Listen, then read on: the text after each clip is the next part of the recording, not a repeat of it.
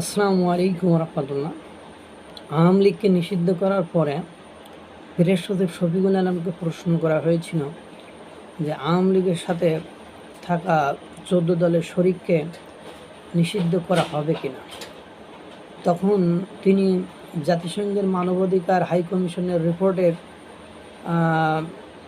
উপমা টেনে বা নজির টেনে তিনি বলেছেন, জাতিসংঘ মানবাধিকার হাই কমিশনে শুধু আওয়ামী লীগের কথা বলা হয়েছে, অন্য দলের কথা বলা হয়নি। তাদের নির্যাতন, নিপীড়ন, তাদের গণহত্যা, তাদের মানবাধিকার লঙ্ঘন নিয়ে কথা বলা হয়েছে, অন্য কোনো কিছু বলা হয়নি। এবং কথায় কথায় এই সরকারের যত উপদেষ্টা আছে, যেমন মোস্তফা সরয়ার ফারুকী সহ যে সকল উপদেষ্টা রয়েছে, তারা কিন্তু একটা কথা বারবারই বলে যে যখনই জুলাই গণহত্যা, জুলাই অভ্যুত্থানে হত্যার কথা ওঠে, তখন কিন্তু তারা জাতিসংঘ মানবাধিকার হাই কমিশনের কথা টানে।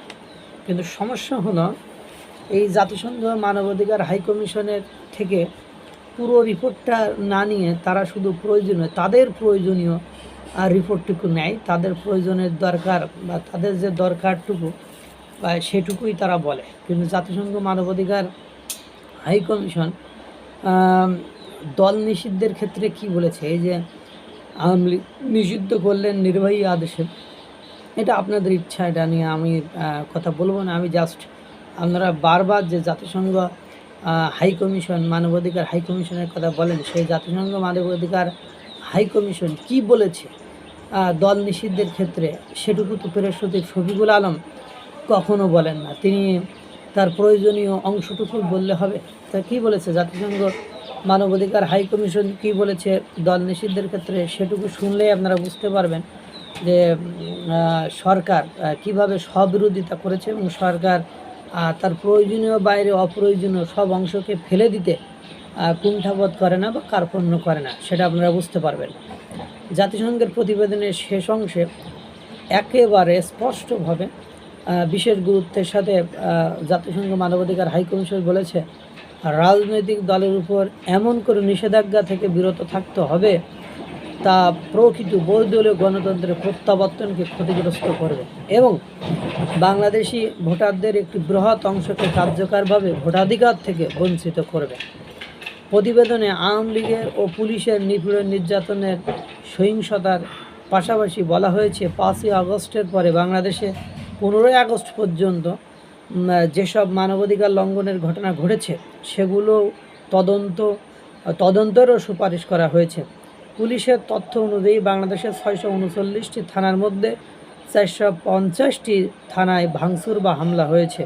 5ই আগস্টের পর থেকে উন্মত্ত জনতা আওয়ামী লীগ ও তাদের নেতাকর্মীদের ও তাদের কার্যালয়গুলোতে হামলা চালায়। মানবাধিকার হাইকমিশন যে তথ্য পেয়েছে তাতে বিএনপি ও জামাতে ইসলামী এ সকল হামলায় জড়িত ছিল। তাদের ব্যবসা প্রতিষ্ঠান ও আত্মীয় স্বজনদের উপরেও হামলা করার কথা বলা হয়েছে এবং জাতিসংঘ মানবাধিকার হাই কমিশন বলেছে এগুলোরও তদন্ত করে এগুলোরও বিচারের আওতায় নিয়ে আসতে হবে। কিন্তু আপনারা দেখেছেন, কি দেখেছেন বলেন তো, যে এইগুলোকে কি তদন্তের মধ্যে নিয়ে আসা হয়েছে? সেগুলো তো আপনারা স্পষ্ট দেখতেছেন। আমার দেশের আইন ব্যবস্থা, শাসন সম্পর্কে আমরা যেটুকু বলতে চাই যে জাতিসংঘ মানবাধিকার হাই কমিশনের বারবার আপনি রেফারেন্স দিচ্ছেন, বারবার কথায় কথায় আপনারা সেটাকেই দালিলিক প্রমাণ হিসাবে গ্রহণ করছেন। তাহলে সেই জাতিসংঘ মানবাধিকার হাই কমিশন আমি যে কথাগুলো এখন বললাম, এই বিচারগুলো আপনারা কেন করছেন না?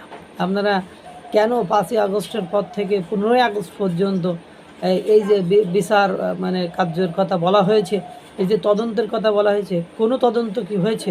কোনো বিচার কি হয়েছে? কোনো সুষ্ঠু তাদের পক্ষে কি কোনো স্টেপ নেওয়া হয়নি। কেন হয়নি? মানবাধিকার করে একেবারে মুখে ফেনা তুলে ফেলবেন, অথচ মানবাধিকারের ক্ষেত্রে আপনার কোনো ভূমিকা থাকবে না। এবং দল নিষিদ্ধের ক্ষেত্রে জাতিসংঘ মানবাধিকার হাই কমিশন কী বলেছেন, আর আপনারা এটা করলেনটা কি?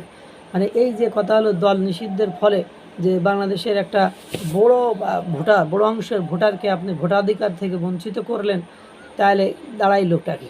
এরপরে আপনি নিষিদ্ধের মধ্য দিয়ে আপনি 2014 এবং 24-এ নির্বাচনকে যে নামি দামি নির্বাচন বলছেন আওয়ামী লীগের পিরিয়ডে হয়েছে, সেখানে বিএনপি যাতে অংশগ্রহণ না করতে পারে সেই সিস্টেমই তো সেখানে দেখানো হয়েছিল। এখন যখন নিষিদ্ধ করলেন তখন বাংলাদেশে একটা বড় ভোটারের অংশকে আপনি অনুপস্থিত করে ফেললেন। যদিও আপনাদের আমলে নির্বাচন হবে কি না এটা বড় বড় দুষ্কর, এবং আপনারা সেই নির্বাচন পর্যন্ত যেতে পারবেন কি না এটাও একটা ভাবার বিষয়। তো যদিও আপনাদের তত্ত্বাবধানে বা আপনাদের মাধ্যমে যদি নির্বাচন হয় তাহলে সেটা কী নির্বাচন হবে সেটা আর বলার অপেক্ষা রাখে না। আল্লাহ তাআলা সকলকে ভালো রাখুক, সুস্থ রাখুক। আসসালামু আলাইকুম ওয়া রাহমাতুল্লাহ।